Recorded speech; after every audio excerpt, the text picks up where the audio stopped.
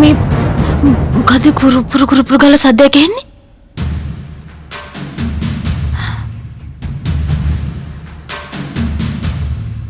එහෙම දෙයක් නෑ. ඔයා නිදාගන්න.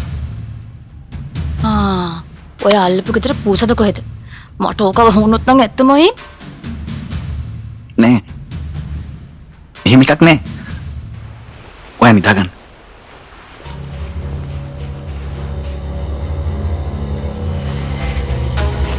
ඒක තමයි බල්ලෙක් කඳමු කියලා කිව්වේ.